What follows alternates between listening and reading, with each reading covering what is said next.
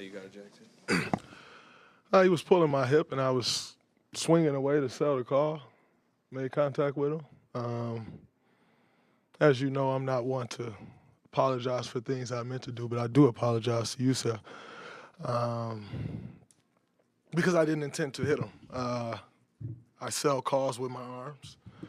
I don't fall or to sell a call. I'm not a flopper. So I was just selling the call because he was grabbing me and pulling my hip back. So I spun away, and unfortunately I hit him. And so, like I said, I apologize to Jusuf because I didn't intend to hit him. Have you seen the replay? Yeah. How did it look to you on the replay? I mean, as I've said before, any replay, if I go look at every replay of everything, a replay it's never going to look good, but like I said, I know my intentions. My intentions were to sell the call. And, I also don't think I'm an accurate enough puncher to do a full 360 and connect with someone. So it's unfortunate. Last time when you got suspended a couple weeks ago, they said that there was a history of unsportsmanlike acts was a factor in your suspension. Do you anticipate that happening again? I don't know. We'll see. Like I said, I know what my intentions were, and that's really all I can speak on. Yeah, but after the last, you talked about how important it was to be there for your teammates. And Steve made a point today saying they need you to win games. I'm aware. And like I said, if I intended to do that, then I'd feel awful about not being there.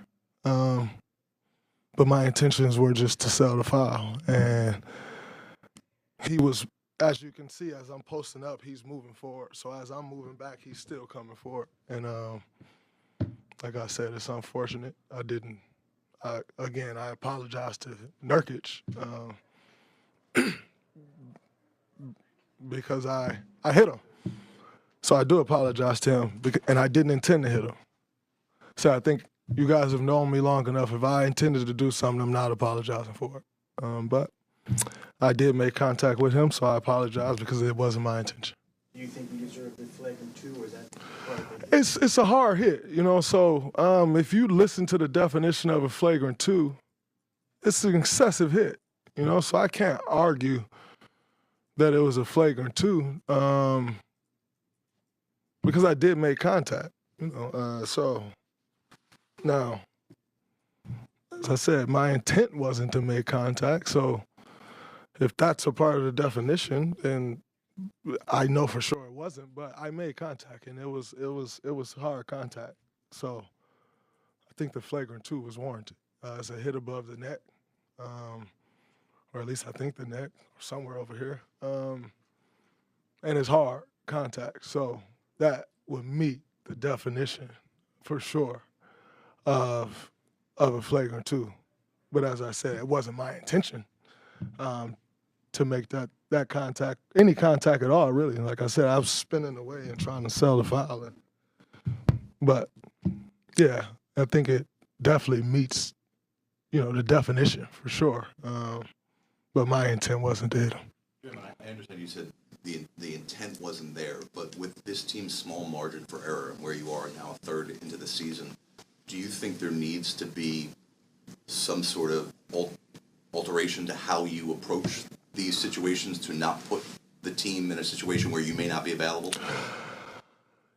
Yeah, but that's not that situation. That situation is me trying to sell a foul call. So on most situations, yes, I'd agree with you. Can't put the team in a bad spot. But I didn't intend to put the team in a bad spot. I intended to get a foul. And I made contact with him. So, yes, in most situations, and, to Steve's point, of course, I need to be there for us to win. I understand that, which is why I haven't been arguing with Ruff since I've been back. I haven't done any of those things because I do understand that. I haven't gotten into it with any players since I've been back because I do understand that. Unfortunately, bad luck. Trying to draw a foul, and I made contact with him. But this ain't those same things. I'll be the first to tell you anytime I intend to do something, anytime something was wrong, the turnout was wrong, but that wasn't my intention. So, yes, to answer your question, but I haven't changed my approach on how I approach things. But that wasn't the same thing. I was trying to draw a foul. I accidentally made contact with him, and it was, again, I'm swinging away. Like, he's holding my hip. I don't know if any of y'all ever played against Nurkic, but he's strong as shit. And so I'm trying to just spin away out of him holding my hip like this, and my momentum continues forward and hits him. So not quite the bad situations that I've put my team in before. This wasn't that. Just accidentally made contact with him trying to sell a foul. Draymond, what did you think about the rotation tweaks Steve made, taking Andrew and Loon out of the lineup to start the second half and then not closing with Klay? I mean, Steve told us that in the first day of camp. Really, was it the first day of camp? It could have been before camp. That we have a very deep team, and he's going to go with the players that are playing well. But shit, I was minus 15. So, you look at, you look at our bench, they're all pluses damn near. So, I probably would have got benched too had I not had the event not happen, because it's clear we were struggling. So, and yet Klay's +4 on the night. So it's not something that I'm shocked by, because you're trying to find a rhythm, you're trying to win games, and just trying to go with the guys that are playing well and producing. So I don't look too far into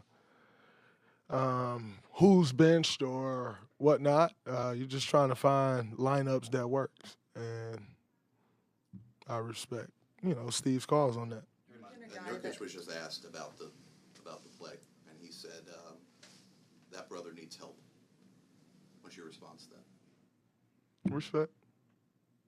I still know what my intentions were, but respect. I think we all need help. I don't think any of us are too perfect, so respect. But I'll tell him the same thing I just told you. I'm gonna apologize to him, and I didn't intend to hit him.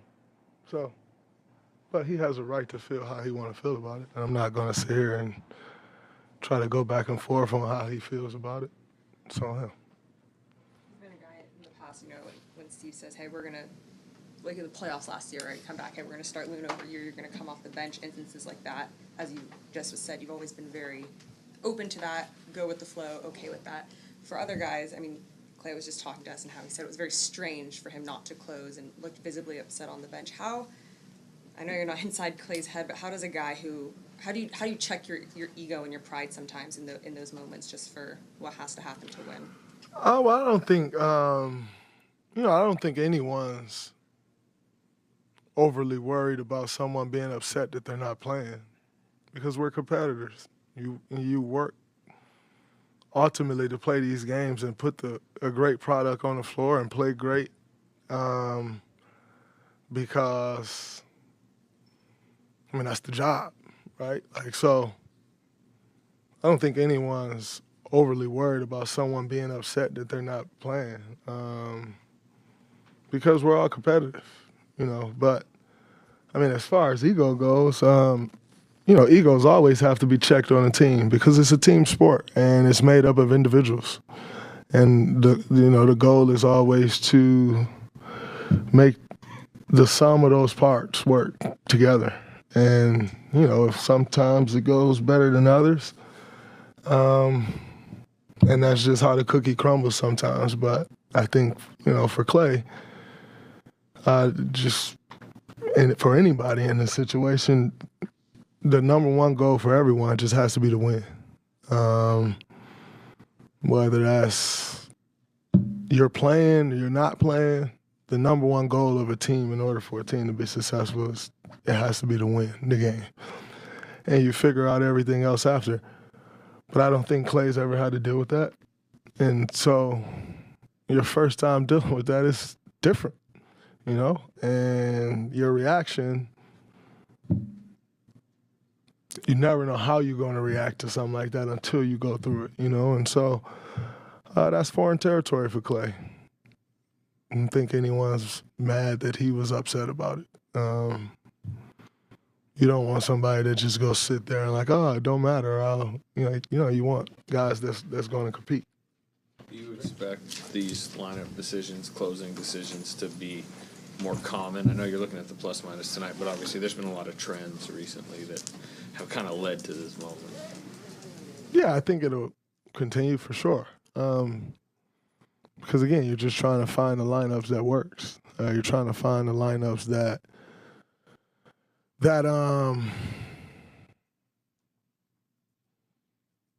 ultimately mesh and give you the best chance to win.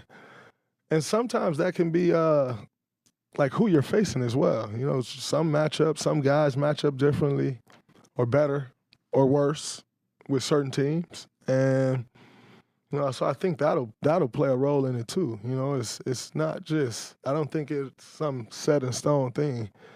Just kind of trying to figure this thing out on the fly. And, you know, the different lineups that you try, if you find one that's working, you go with it. Clearly we did.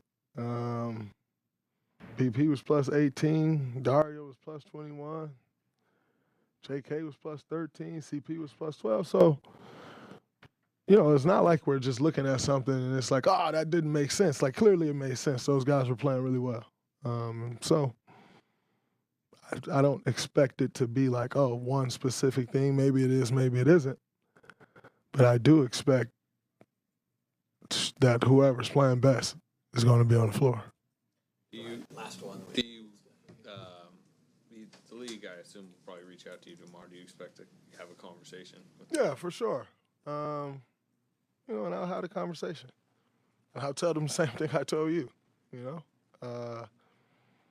Wasn't an intentional thing. Did I make contact? Yes, of course. We all can see that, but I didn't set out to do a 360 punch. You're going to punch somebody, you turn around and punch, not a 360. So we'll see.